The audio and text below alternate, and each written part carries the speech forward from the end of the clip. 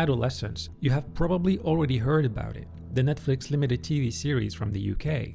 One night, while I was bored of watching YouTube and needed something with substance, I logged into my Netflix account and saw Adolescence being a limited TV series. Knowing me and FOMO, I had to check it out. So I searched Adolescence on Google to get a look at the reviews, and they were overwhelmingly positive. Not only that, but the entire series is only 4 episodes long, each episode lasting only 1 hour. Plus, I really enjoy British TV shows like Misfits, Fleabag, Sick Note, Afterlife, so I obviously had to binge watch Adolescence in one sitting. The casting of the series is also a big contributing factor to its success. Stephen Graham, who plays Eddie Miller, starred and co-produced the show. He was very involved in its creative process.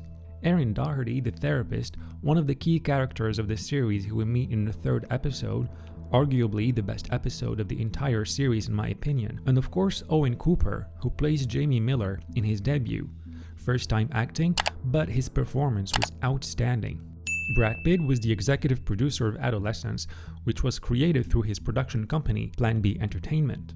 There are many pronounced themes throughout the entire series. It is very disrupting, whether from the technical side, since all the episodes are only one take and one camera, no cuts whatsoever, but also from the storytelling side. As a viewer, we are thrown into the story quite aggressively from the first 5 minutes, as we see the cops raiding a small house and arresting a teenage boy on suspicion of murder. Another element that could be potentially unsettling for the viewers is that the series doesn't ask the question of who did it, but more so why they did it. Who did it isn't really the main focus here because the series really tells you that in the first episode.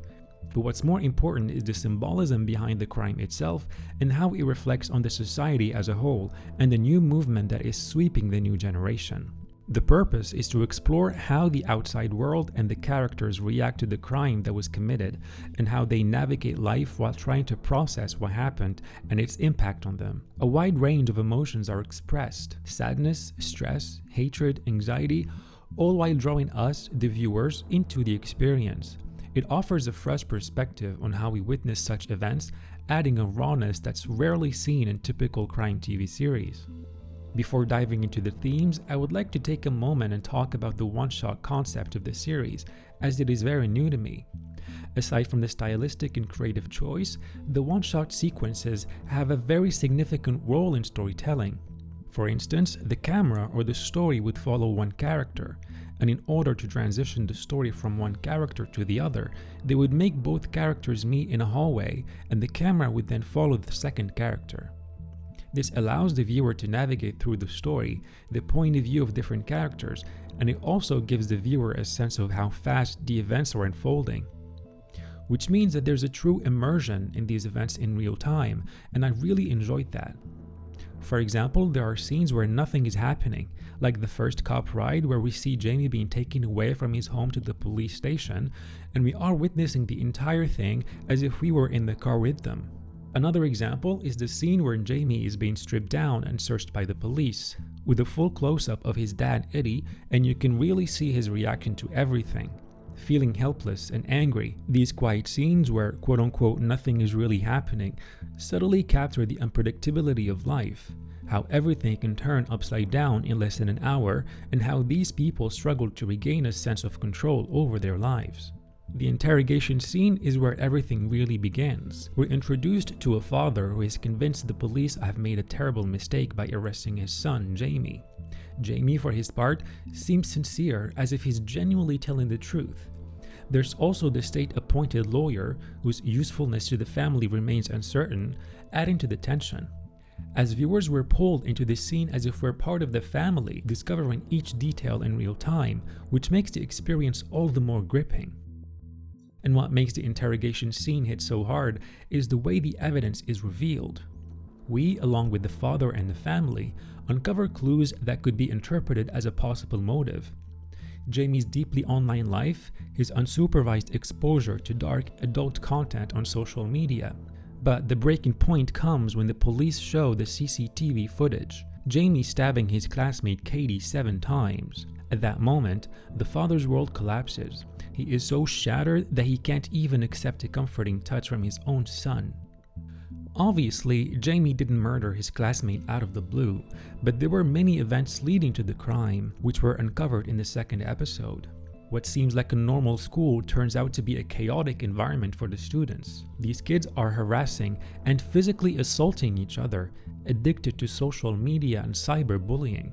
The main topic of the series is the incel culture, a dangerous movement that completely brainwashes children through social media.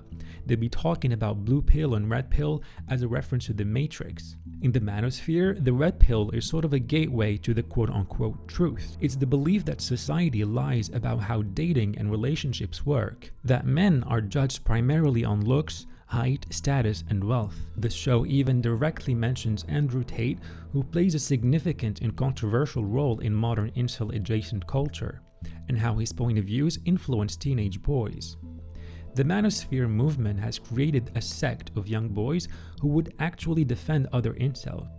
We can see this in the show in episode 4, where one young employee tells the dad that he believes his son Jamie is innocent, and what he has done to Katie was deserved, and that he should create a GoFundMe to help pay for a good lawyer. We can also see a shift between newer and older generations' usage of social media. For example, what seemed as friendly interactions between Jamie and the victim Katie on Instagram from the perspective of the detective, they are actually very hostile according to the new generation. And we learned this from none other than the detective's son, Adam. He was the one who told his dad that he is missing a crucial element in his investigation. How Katie was bullying Jamie over and over through messages and emojis, how each heart color means something unique. This shows how deep and dangerous social media is if it's taken at face value. Luckily, this dialogue between the detective and his son was the perfect opportunity for the detective to realize how detached he was from his son's life, and that there are still ways to fix that before it's too late. Which is a segue to the next theme, parenthood. Clearly, fathers in this series have somewhat failed at being parents. Both Eddie and the detective have made mistakes in raising their children, but only one of them has still time to remedy that, because for the other one, it is already too late. At the end of the show, Jamie says that he started drawing again. The dad remembers how Jamie liked drawing, but instead of appreciating that, he sent his son to football or boxing to toughen him up. And he was bad at those things, which made the dad very embarrassed of his son. This was a recurring pattern from the dad, because whenever he disapproves of his son, he would shut down. We saw it during the interrogation when he watched the video, when Jamie tells he would plead guilty instead, or when Jamie messes up during football so much that he gets stuck playing goalie. All of these events have made Eddie be so embarrassed of his son to the point where he wouldn't even look at him. Now, obviously, growing up in a dysfunctional family and a society that is heavily centered around social media have made Jamie who he is, his psychology and his behavior towards women. His whole teenage life is him chasing validation and approval from women. And the more he chases, the more he strays even further. This episode captures perfectly what incel culture can do to a teenager. Jamie thinks that by asserting his dominance over the therapist, he would be able to control or manipulate her.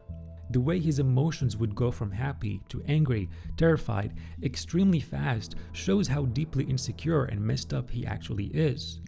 But his objective stays the same. He wants to be attractive to women and be liked by them, because right at the end of the session, he would ask the therapist if she likes him.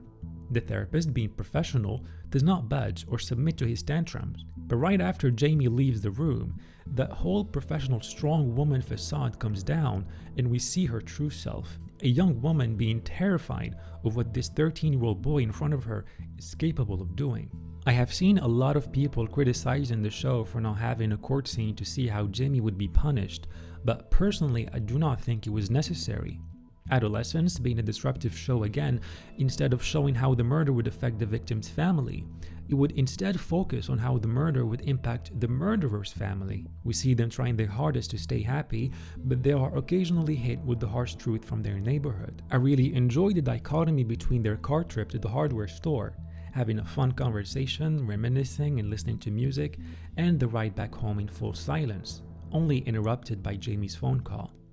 This phone call served as closure for everyone in the scene and for us as viewers, because when Jamie realized that he wasn't only talking to his father on the phone, but also to his mother and sister, his whole demeanor changed, and we can kind of realize that Jamie genuinely hates women.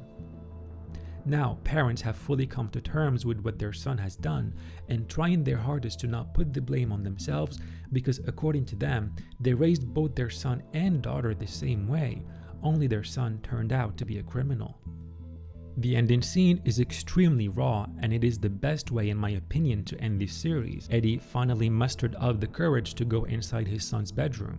It is a regular bedroom with a proper PC setup on one hand, but there's a wallpaper for kids and a teddy bear on the other. It is the innocence that just died. We can witness the dad realizing this at the exact same moment, him bringing his guard down and finally breaking down, sobbing on his kid's pillow.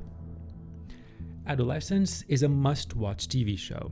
Yes, it is very uncomfortable, but it shines the spotlight on heavy-set thematics that have become more and more frequent each day. And I think it is about time we start a conversation about how dangerous unmonitored social media can be for impressionable kids. Let me know in the comments what you think about Adolescence. I'm curious to know your feedback. And if you enjoyed this video, please give it a like, subscribe to the channel for more content, and I'll see you in the next one.